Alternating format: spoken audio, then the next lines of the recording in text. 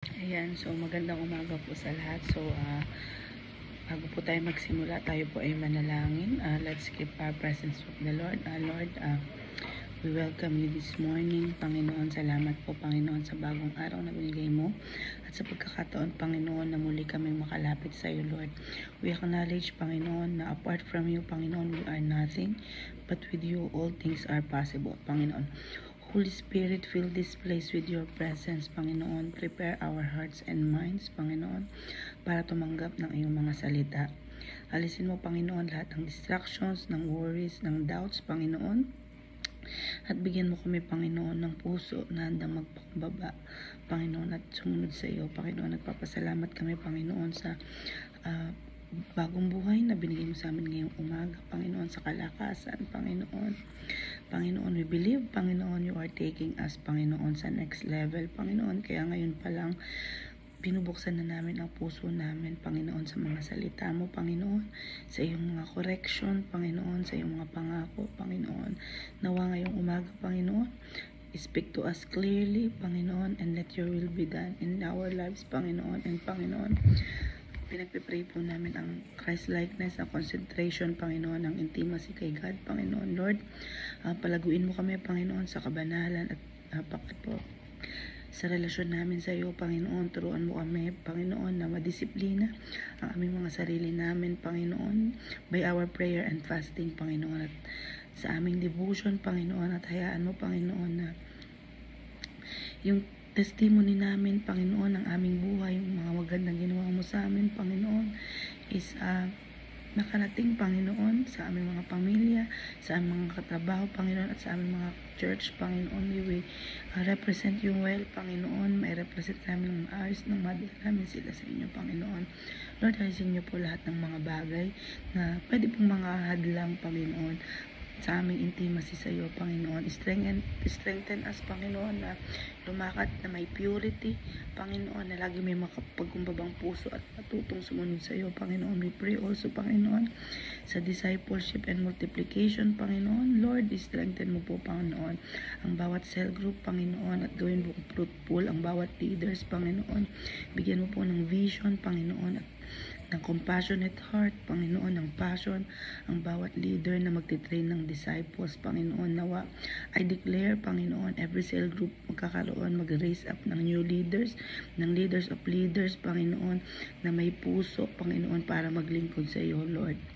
Hayaan mo, Panginoon, na ang multiplication of cells, Panginoon, from primary 12 to 144 and to multitudes, Panginoon. Lord, alisin mo po, Panginoon, ang spirit of complacency, ang spirit, Panginoon, ng procrastination, Panginoon, at ibalik mo po, Panginoon, yung fire ng bawat leaders, Panginoon, na humayo, Panginoon, na mag-evangelize, Panginoon, na mag-disciple, Panginoon. And we pray also, Panginoon, sa church life and unity ng bawat isa, Lord, Panginoon. Ibalik mo po, Panginoon, yung genuine fellowship sa bawat kapatiran, Panginoon. I-restore mo, Panginoon, yung mga broken relationship, Panginoon. At magkaroon, Panginoon, ng heart of forgiveness, Panginoon, dahil ang forgiveness ay lifestyle, Panginoon.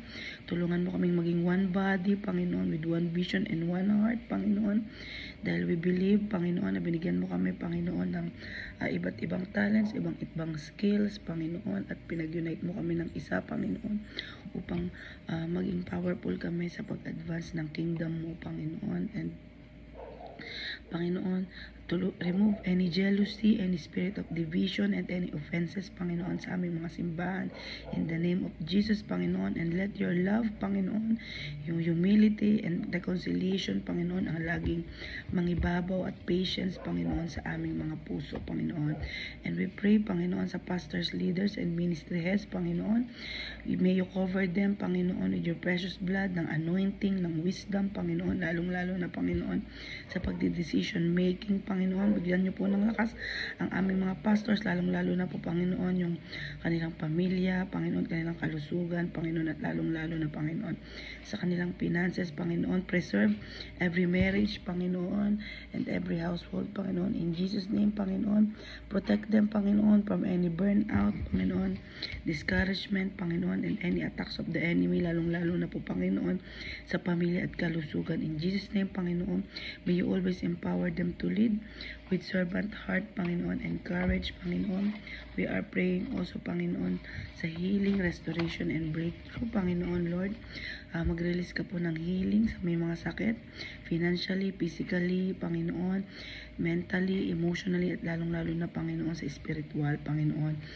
Bring restoration for every families, Panginoon, sa mga magulang, sa mag-asawa, sa mga magkamag-anak, Panginoon. Open the doors, Panginoon, sa financial breakthrough, sa lalong-lalo na sa mga nangangailangan, Panginoon. And let us be, Panginoon, good steward of blessings, Panginoon. Lord, i-break mo po ang mga strongholds ng addiction, ng depression, Panginoon, ng hopelessness at kung anuman in Jesus' name, Panginoon. And let miracles happen, Panginoon, sa bawat household at ministry, Panginoon. We declare harvest in our families, in the youth, and next generations, Panginoon. Lord, we declare salvation for household. Ang buong pamilya po namin ay maliligtas. In Jesus' name, as we and our family, we will serve you, Panginoon. I-bless niyo po yung mga bata, Panginoon, na lumaki nang may takot sa Diyos, Panginoon, magkaroon ng revival, lalong-lalo na sa mga kabataan, sa mga estudyante, sa young professional, Panginoon. Nawa, Panginoon, may you raise up men and women of faith, Panginoon, across all ages, Panginoon. In Jesus' name, Panginoon. Lord, gawin mo pong fruitful ang bawat generation to generation, Panginoon, na pagdi-disciple, Panginoon. We're also praying sa campuses, sa aming marketplaces, and sa work opportunities. Lord, gamitin mo ang mga estudyante at teachers, Panginoon, as light and salt sa bawat campuses, Panginoon. Protect campuses, Panginoon, from any violence and immorality and any deception, any works of the enemy. In Jesus' name, Panginoon. I-bless mo po ang mga businesses, Panginoon. Bigyan mo po, Panginoon, ng integrity ang bawat worker, Panginoon, at bawat entrepreneurs, Panginoon, na laging magtrabaho, Panginoon, ng tama, ng honest, Panginoon. In Jesus' name, Panginoon. Gamitin mo ang mga OFW, Panginoon, na maging missionary, makapag-evangelize sa iba, Panginoon. Lord, open yung opportunities, Panginoon, para magkaroon ng ikabubuhay ng negosyo, Panginoon, dala ng impluensya. In Jesus' name, Panginoon, we are praying for our nation and our community, Panginoon. Dinadalangin po namin ang lahat ng CRC churches, lalong-lalo na pong Santa Ana, ang Maribeles, Panginoon, at Pampanga, Santa Ana, ang Maribeles, Bataan, magkaroon ng peace, Panginoon, ng order and ng revival, Panginoon. Protect every barangay and municipality from calamities and crimes, Panginoon. I-bless niyo po ang national government ng ating Pilipinas, Panginoon, na magkaroon lagi ng wisdom, ng anointing, ng honesty, Panginoon, at right leadership, Panginoon, na may takot sa iyo, Panginoon. I-break mo, Panginoon, ang corruption and injustice, Panginoon, at division ng bansa, Panginoon. Raise up righteous leaders na may puso sa bayan, Panginoon. And Lord, we are praying for our word of the month, Panginoon, moving to the next level, Panginoon. Lord, salamat sa mga salita mo ngayong buwan, Panginoon. Gawin mo ang mga word na ito, Panginoon, na lamp to our feet and light to our path, Panginoon. Tulungan mo kaming hindi lang maging hearers, Panginoon, but doers of the word. Let your word bring us encouragement, correction, and direction, Panginoon, lalong-lalo na sa aming mga ministry, sa aming mga buhay, Panginoon. And Lord, remind us, Panginoon, na mag-meditate kami day and night, Panginoon, sa mga pangako mo, Panginoon. In Jesus' name, Panginoon. And Panginoon, we are praying sa persecuted Christians and missionaries, Panginoon, Lord, we pray for protection, provision, and courage sa kanila, Panginoon. Palakasin mo sila sa gitna ng mga trials, ng persecutions, Panginoon, and hayaan mo ang testimony nila, Panginoon, ang magdala sa madami, Panginoon, maging instrument ito ng salvation, Panginoon. In Jesus' name, Panginoon, we are praying for peace sa Indonesia, Panginoon. Lord, we speak peace and reconciliation sa bansang Indonesia. Protect, Panginoon, the believers and churches there, Panginoon. I-restore mo, Panginoon, ang unity and revival, Panginoon, sa kanilang nation, Panginoon. In Jesus' name, and Lord, we are praying also for the upcoming Life Class Party and Encounter, Panginoon. Lord, i-prepare mo, Panginoon, lahat ng puso, Panginoon, ng a-attend, Panginoon. Bring in, Panginoon, more souls, Panginoon, ang ma-experience nila, Panginoon, ang salvation, ang transformation, Panginoon, at ang true joy and happiness, Panginoon, freedom from sin, Panginoon, in Jesus' name, Panginoon, and let your presence and power move mightily during the event, Panginoon. I-cover mo, Panginoon, lahat ng anak mo na gagamitin mo, na mag-i-speak, Panginoon, lahat ng teachers, Panginoon, ng leaders, Panginoon, ng workers, Panginoon, with strength and joy, Panginoon, in Jesus' name, Panginoon. Lord, ngayong umaga, itago mo lamang po sa iyong lukuran, Panginoon. Ako po ay daluyan lang pagpapala. Ikaw ang mangusap sa bawat isa, Panginoon. In Jesus' name, amen and amen. So, good morning. So, mabilis lang po tayo. Good morning po sa lahat po sa CRC Santa Ana at sa CRC Mariveles. Yan. So, ngayon po, ang MIP team po natin, Team for the month po is moving to the next level. So, ang ating title po ngayon is moving to the next level from clay to new creation. So, yung text po natin, iikot lang po siya sa Isaiah 64 to 66. Amen po. So, lahat po tayo, syempre, gusto po nating mag-level up. Amen. So, ang buhay po natin, di ba, laging nagle-level up, So, dati, di ba po, nag-aaral tayo, kinder, elementary, high school, college, and syempre po habang lume-level up po tayo, iba po yung level ng mga pinag-aaralan natin, humihirap, So ganun din po sa buhay, 'di ba? Habang lume-level up po tayo, nagle-level up din po yung challenges. Amen. So syempre, kaya kayo nag-aaral, yung mga estudyante, gusto natin lumevel up yung buhay. Amen? So, tayo naman po, ng mga nagtatrabaho, o yung mga nasa bahay, lahat po tayo gustong mag-level up. So, syempre, sino ba naman pong may ayaw ng level up, diba? Ayaw ng promotion, ayaw ng mas maayos na buhay, ayaw ng mas magandang pamilya, ayaw ba natin ng mas fruitful ng ministry. So, lahat po tayo gusto mag-level up. Amen. Pero alam niyo po ba na yung totoo pong next level is hindi lang po yan nasusukat sa success natin or sa posisyon natin, So yung tunay na next level po is yung pagbabago po ng puso natin at relationship kay Lord, So ngayong umaga po sa Isaiah 64:66, ituturo po sa atin ni Lord kung paano po ba tayo makakaakyat, sa bagong antas, or paano ba tayo pwedeng mag next level. Hindi lang sa panlabas, kasi yun po yung madalas na ginagawa ng tao na wala pang Lord, or mahina pa pananampalataya kay Lord.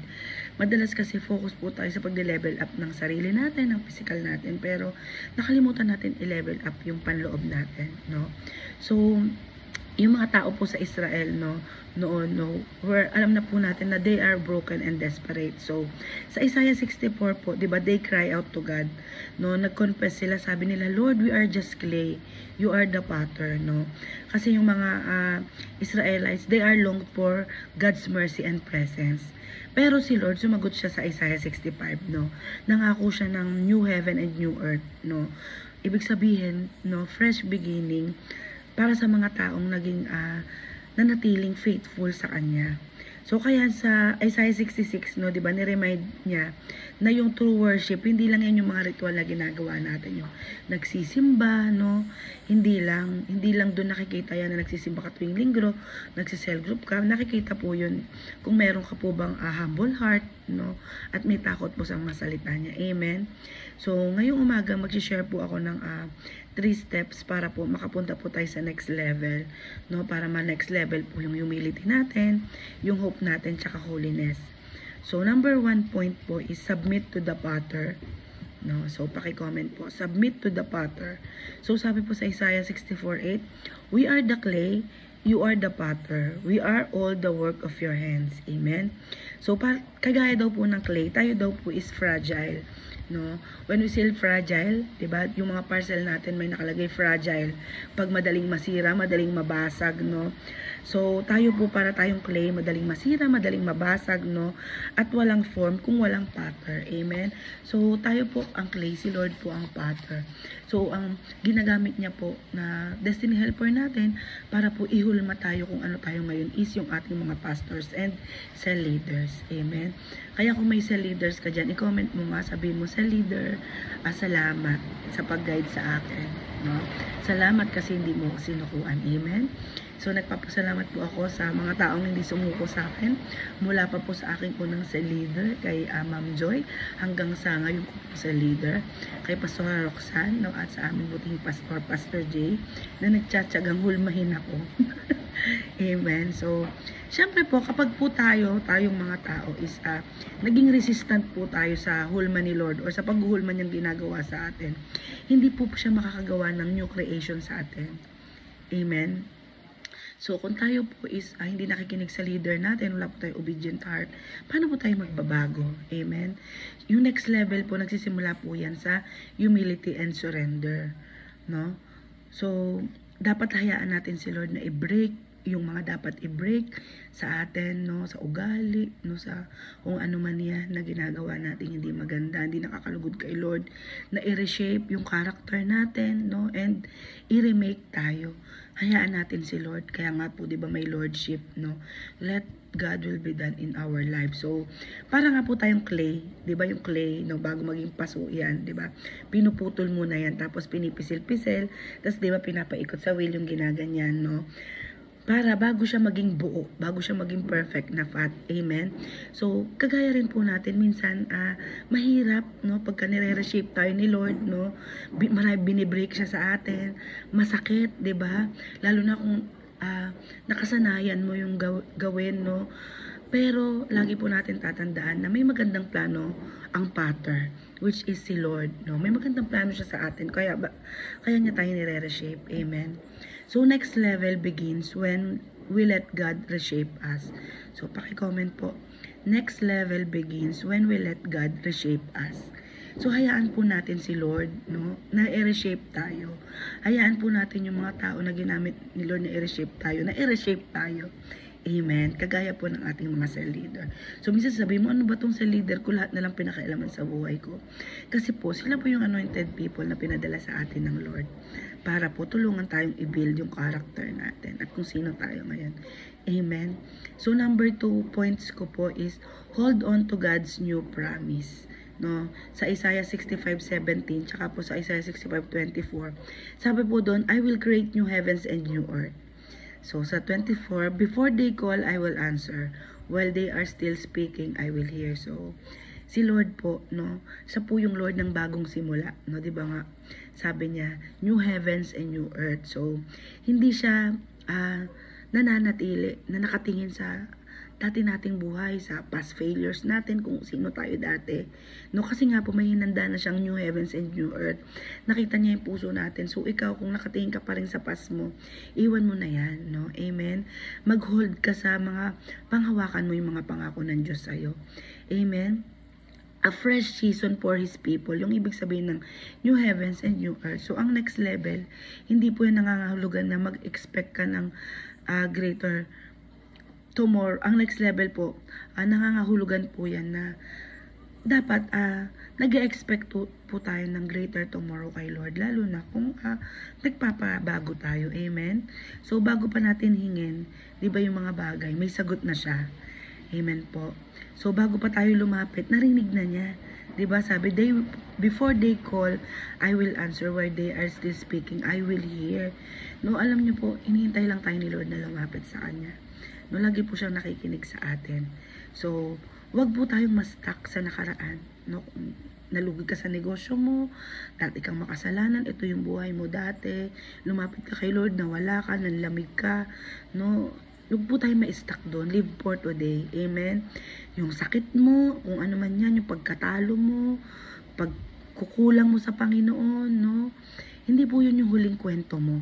Amen? So, kay Lord po, lagi po tayong may new chapter. No, siya po yung magre-rewrite ng story natin. Amen? So, next level means expecting God's greater tomorrow. So, paki-comment po. Next level means expecting God's greater tomorrow.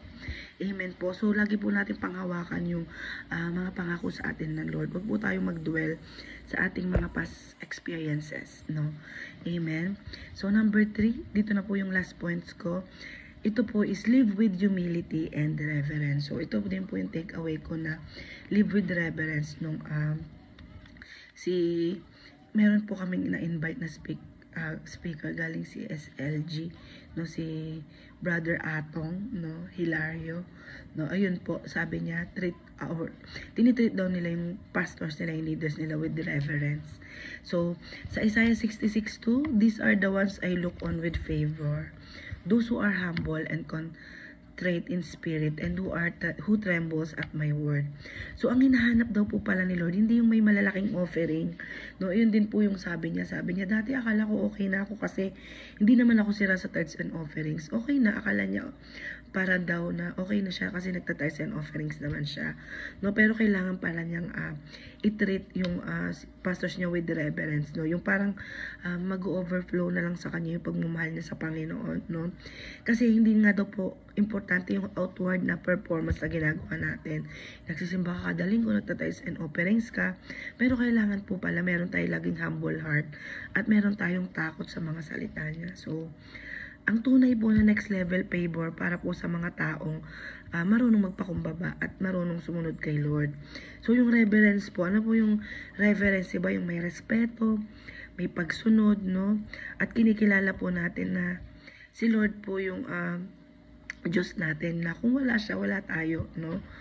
Yes, tayo po lingkod lamang, na lahat po ng meron tayo from our position sa kung nasaan man tayo, yung kinikita nating pera. So kung nasaan man tayo, lahat po yun is galing sa Lord lamang. Amen? So hindi po natin kailangan maging sikat. Hindi po natin kailangan maging anak ng kung sino mang politiko, or hindi natin kailangan na maging mayaman or malaki po yung posisyon para maranasan po natin yung favor ni Lord. Amen?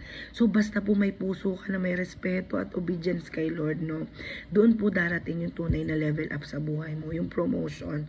So amen po. So maniwala po kayo sa dami na po ng patotoo, no, 'di ba? Ang dami ko na din pong pinatotoo na totoo pala, no, kahit hindi ka katalinuhan, tingin mo hindi ka pasado, pero kay Lord, no, sumusunod ka lang kay Lord, ginagawa mo lang yung divine task mo, pinopromote ka niya. Amen po. So paki-comment po, next level favor is for those who stay humble before God. So ayun po, no, yung secret. Lagi po tayong magpa-humble sa Panginoon, lagi tayong sumunod at ini-next level niya po tayo. Amen? So, conclusion na po tayo. So, yung Isaiah 64-66 po, tinuruan po tayo na yung moving to the next level po is hindi po about sa personal effort, no? And about po pala siya sa number 1, surrendering to the Father, no? And yun po is nagpapakita ng humility, no? Siyempre, nagsusurrender po tayo sa Lord. And number 2, holding on to His promises, na nagpapakita po ng hope. Meron po tayong hope na sa Lord lang natin kinukuha. And syempre, living in reverence. Mamuhay daw po tayo ng holiness. Nang may holiness, di ba po, yun po yung natututunan natin sa Plan 40 kay Bishop Oriel. Bago po daw po tayo makapag-evangelize, we must live with holiness, no? Amen? So ngayong umaga, tandaan po natin na kapag hinayaan po natin si Lord na baguhin po tayo, no, yakapin po yung mga pangako niya, no, tapos manatili po tayong humble sa harap niya, doon niya po tayo dadalhin sa next level ng ating relasyon sa Lord, next level ng worship, next level ng pananampalataya natin, no, and next level blessing, no. Amen po. So next level life begins with a next level heart. So, ngayong umaga, sana po magkaroon po tayo ng next level heart. Amen? So, mag-closing prayer na po tayo. So, Heavenly Father, we praise you, Panginoon. We thank you, Panginoon, for your presence, for your powerful word today, Panginoon. Salamat, Panginoon Lord, ngayong umaga dahil muli mong pinaalala, Panginoon, na ikaw, Panginoon, ang aming potter at kami po, Panginoon, ay iyong clay. Panginoon, kung wala ka, kung wala ang aming mga cell leader, wala po kaming form, wala po kaming direction, Panginoon, at Panginoon, wala po kaming halaga, Panginoon. Kaya ngayong umaga, Panginoon, we humble ourselves before you, Panginoon, and we surrender everything in our lives, Panginoon, sa aming mga plano, Panginoon, sa aming mga pangarap, even, Panginoon, sa aming mga struggles, Panginoon. Baguhin mo po kami, Panginoon, ayon sa disenyo mo, Panginoon, let your will be done in our lives, Panginoon, Lord.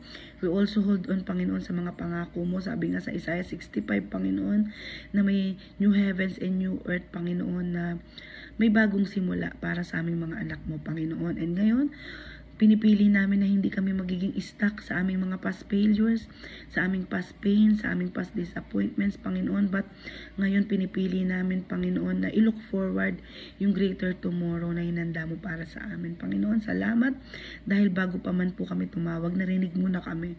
And bago pa kami magsalita, Panginoon, sinagot mo na kami, Lord. We are grateful, Panginoon. Panginoon, may you teach us, Panginoon, na mamuhay ng may humility and reverence, Panginoon, sa araw-araw, Panginoon. At bigyan mo kami ng puso, Panginoon, na may takot sa iyong mga salita, Panginoon.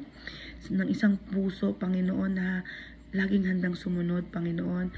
Obedient heart, Panginoon. Humble heart, Panginoon. Na lagi lang po kaming nakatuon sa iyo, Panginoon. Alisin mo, Panginoon, any pride, any disobedience, any fear, Panginoon, lahat ng bagay na umahad lang, Panginoon, sa aming next level blessing. Panginoon, ngayong umaga, we declare that we are ready to move, Panginoon, to the next level, Panginoon. Next level ng aming faith, ng aming spiritual life, Panginoon, ng aming hope, ng aming holiness, Panginoon. Lord, lead us to the next level of blessing, Panginoon, the next level of fruitfulness, Panginoon, the next level of intimacy sa iyo, Panginoon. And as we step, Panginoon, into this new season, may our lives bring glory and honor to you always, Panginoon. Wala po kaming kayang ipagmalaki sa iyo, Panginoon. In Jesus' name, Panginoon, we give you all the highest praises, the best honor, Panginoon, and all the glory, Panginoon. This in our prayer, Panginoon, in the mighty name of Jesus. Amen and amen. So, yun lang po. So, magandang umaga po sa lahat, no? Every morning prayer po, araw-araw po, 5:30. So, sa Sunday service po, sa CRC Santa Ana, 8:30. Sa Maribeles po, 2 o'clock. So, sa mga wala pa pong cell group, pwede po kayo mag-PM sa page. So, bye-bye po. Thank you po.